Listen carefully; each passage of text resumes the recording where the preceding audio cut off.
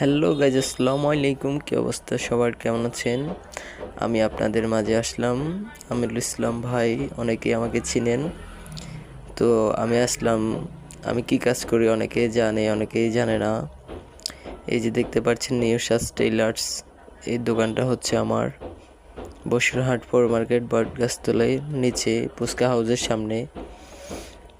সবাই এখানে আসবেন। সুন্দর সুন্দর বগলা আছে, ডিজাইন করা যে কোনো ধরনের বগলা সেলাই করতে পারবেন। সীমিত রেটে একবারে সেলাই করে দিব, আসবেন, ভালো লাগলে সেলাই করবেন।